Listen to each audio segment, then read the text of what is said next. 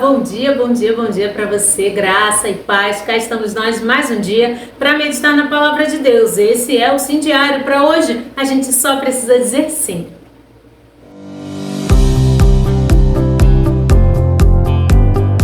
Hoje eu quero ler um texto contigo que está lá em Deuteronômio. Chegamos em Deuteronômio, o último livro do Pentateuco, os 5 primeiros livros da Bíblia. Gênesis, Êxodo, Levítico, Números e Deuteronômio aqui. A gente fecha os 5 primeiros livros da Bíblia. E aí eu quero ler contigo um texto que está lá em Deuteronômio 1, o 29 e o 30, que diz assim: Eu bem tentei acalmá-los. Não fiquem apavorados por causa daquele povo.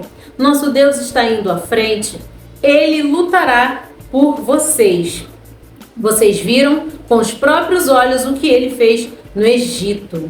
Glória a Deus por essa palavra. Qual é o contexto disso aqui? Você viu? Não sei se você viu esse devocional, né? Se você lembra do que eu falei, que em Números 33 o Senhor fala para Moisés assim, ó: eu quero que você registre tudo o que aconteceu, os lugares pelos quais vocês passaram, os lugares onde vocês tiveram acampamento, tudo o que aconteceu eu quero que você deixe registrado. Aqui em Deuteronômio, ele está contando um fato que aconteceu em Êxodo 14, que aí a mesma frase é usada aqui, ó. Em Êxodo 14 diz o seguinte: o Senhor lutará por vocês, fiquem calmos. E aí era mais uma das batalhas contra mais um dos povos que eles encontravam pelo caminho para irem até Canaã, na caminhada, né, no percurso do Egito a Canaã, que você sabe que não levaria 40 anos, levou por conta da perspectiva equivocada dos espias. E aí, nessa época, né, que eles ficaram de castigo no deserto por conta do que eles mentiram, né, sobre a vista de Canaã. Então, por conta disso, eles ficaram ali 40 anos rondando no deserto. Porém, entretanto, todavia, contudo, isso era a colheita do que eles tinham plantado de ruim, de murmuração, né, de descrença em Deus. E aí, mesmo assim, Deus fala com eles sobre isso. Deixa que eu vou à frente de vocês, fiquem calmos, eu vou lutar, vocês não precisam lutar. Vários textos depois do Pentateuco, né, desses 5 primeiros livros da Bíblia, ao longo de toda a Bíblia, Deus vai falando sobre essa questão de batalhas que nós enfrentamos cotidianamente, porque essa é a vida, né, da gente acontecendo. Eclesiastes vai falar, ou é Provérbios, agora não vou me recordar, depois eu vejo e coloco aqui embaixo a referência, mas fala que o sol nasce para todo mundo, luta e dificuldade acontece na vida de todo mundo, problemas acontecem na vida de todo mundo. A diferença é a nossa resposta aos problemas, se vamos responder com fé ou não. E nesses casos aqui, o Senhor está falando: confie em mim, você pode me dar um crédito, você pode me dar uma oportunidade de mostrar que eu sou Deus, que eu faço, que eu já fiz e vou fazer de novo, que eu vou cuidar. Muitas vezes a gente toma para nós guerras que a gente não tem condições de vencer. De fato, isso acontece, ou é só na minha vida? Acho que não, né? Guerras que são guerras, às vezes, alheias, guerras por conta de comportamentos, atitudes e reações alheias, que a gente não tem gestão, guerras que são muito difíceis de serem vencidas na nossa humanidade. E quando todos os nossos recursos acabam, a gente procura a Deus, quando na verdade antes da gente iniciar o uso dos recursos, a gente precisava buscar uma orientação nele para que ele nos dissesse quais os recursos que temos poderíamos usar diante daquelas batalhas. E eu já te adianto que Deus sempre vai nos orientar a usar o recurso da oração e da fé, porque são 2 recursos infalíveis. Como assim infalíveis? Não falham. É redundante sim, mas é isso. Nós precisamos começar a usar a prática contrária ao povo de Israel, que não confiava em Deus efetivamente. E eu li uma frase esses dias que ficou muito na minha cabeça, que diz o seguinte: a preocupação é achar que Deus vai falhar. E era exatamente o que o povo de Israel estava vivendo aqui. Eles não conseguiam acreditar que o Senhor iria à frente deles e lutaria por eles.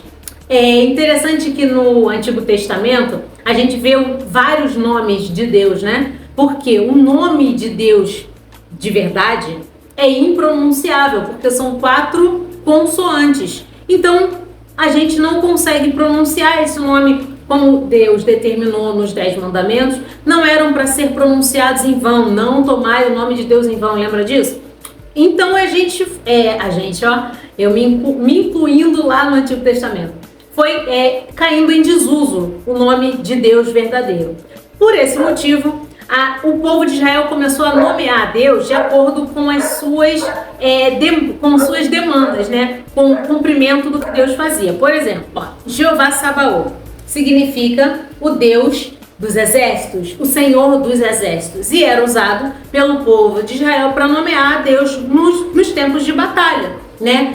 Jeová Jireh, Deus provedor, Jeová Shalom, Deus da paz, Jeová Nissi, Deus é a nossa bandeira. Então eles vão nomeando a Deus de acordo com o que Deus vai fazendo na vida deles. Então aqui o Senhor está falando, eu sou Jeová Sabaoth, eu vou à frente, eu luto por vocês. E nós, trazendo aqui para o nosso cenário, cotidianamente, vou repetir essa palavra porque é de fato, nós temos o hábito sempre de estarmos querendo lutar lutas que a gente não tem capacidade de vencer. E hoje esse devocional ele chega para nos explicar e nos ensinar que existe um lugar onde nós não precisamos guerrear, onde nós efetivamente temos paz. E paz não só dentro da gente, mas também do lado de fora. Mesmo quando a gente está no meio de uma guerra iminente, como muitas vezes estava aqui o povo de Israel, mesmo quando a gente está diante de algum problema que a gente não consegue enxergar com os nossos olhos naturais, a solução. O Senhor, ele sempre tem solução para todas as nossas questões. Não precisamos esperar chegar no último momento, no fundo do poço, no momento de desespero total para recorrermos a Deus. Ele está disponível para ser o nosso primeiro recurso, para que Ele consiga trazer à luz a nossa mente e nos orientar a fazer o que é certo. O que Ele queria do povo de Israel? Confiança. E o que Ele quer de mim e o que Ele quer de você hoje? Confiança. Nós só precisamos confiar no Senhor. E aí ele vem dizendo aqui, Deus ele é muito bonzinho mesmo, né? Ele é muito lindo, porque ele vai justificar por que o povo tem que confiar nele. E aí ele vai dizer nos versos depois, né, do que a gente leu, nós lemos o 29 e o 30, e aí ele vem continuando do 29 até o 33. Ele diz assim, segundo tudo que viram que ele fez, Moisés está falando com o povo de Israel, ele está contando a história, tá? Lembra que lá em Números 33, Deus mandou ele contar a história, relatar tudo? Então, é isso que ele está fazendo, ele está contando para o povo de Israel essa história, para o povo novo, né? Para a geração nova, porque já morreu muita gente e agora já está vindo uma nova geração. Essa nova geração que vai entrar em Canaã, porque o povo ia morrer no deserto. Lembra que Deus falou? Então, ele está contando essa história para os filhos, para os netos que não viveram efetivamente esse período. Então Moisés está contando, relatando como Deus mandou. E ele vem dizendo assim, segundo tudo que viram que ele fez conosco no Egito e também no deserto, onde vocês viram que o Senhor, seu Deus, os levou, como um homem leva o seu filho, por todo o caminho pelo qual vocês andaram até chegar a este lugar. Mas nem assim vocês creram no Senhor, seu Deus, que foi adiante de vocês por todo o caminho para procurar o lugar onde deveriam acampar. De noite estava no fogo para mostrar o caminho por onde vocês deviam andar e de dia estava na nuvem. Que cuidado lindo de Deus com o povo de Israel. Mas esse cuidado não mudou. Hoje, esse cuidado continua disponível para a gente, sobre a gente, quando nós nos colocamos neste lugar. Quer ver? Tem um texto aqui que vai falar sobre essa questão do poderio do Senhor, né? E é Salmos 33, 16 a 22. Eu vou ler para você. Nenhum rei se salva pelo tamanho do seu exército. Olha aí, as guerras que a gente acha que vai vencer com os nossos status, com os nossos networks, com os nossos contatos, com os nossos diplomas. Nenhum rei se salva pelo tamanho do seu exército.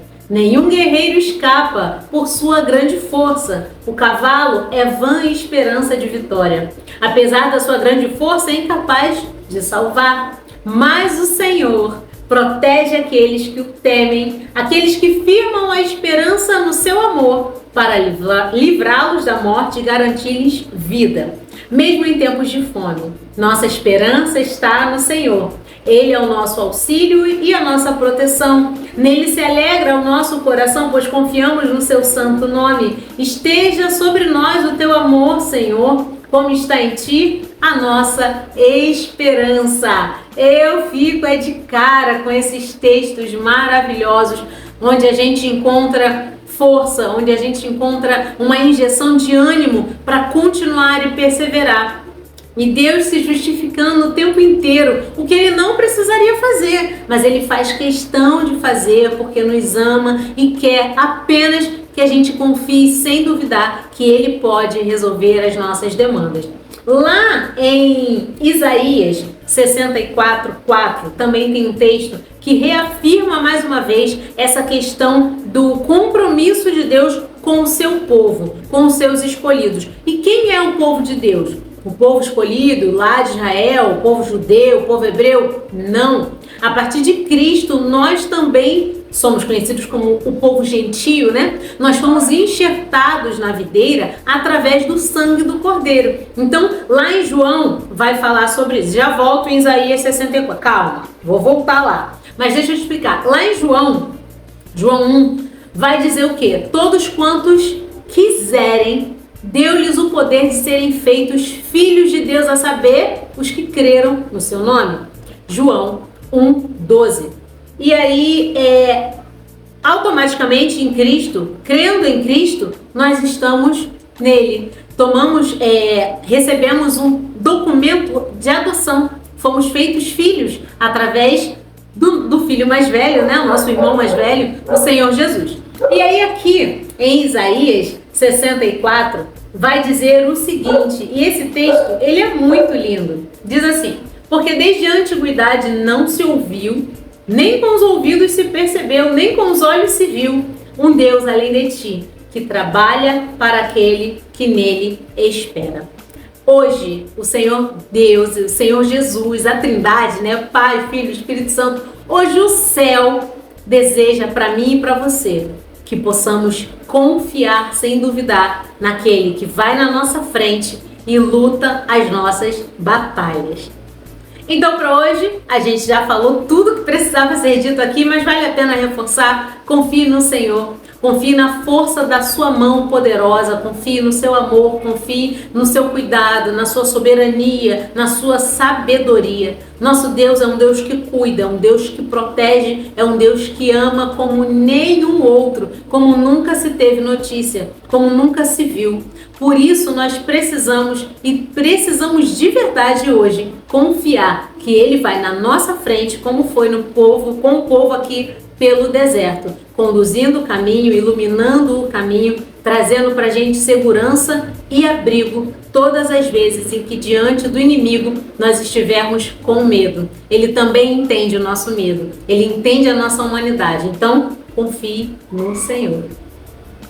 Também quero muito que você entenda que as nossas guerras não são lutadas, não são guerreadas no braço, na força da língua, na força das nossas influências. Nossas guerras são guerreadas no nosso quarto. Quando entramos e fechamos a porta, quando dobramos os nossos joelhos, nós entramos em contato, entramos na presença do Senhor e entregamos ali as nossas aflições. Lembra quando a palavra vai dizer assim, leve para Ele todas as nossas ansiedades, todas as suas ansiedades, porque Ele tem cuidado de você? Lá em Filipenses fala sobre isso. Então é isso.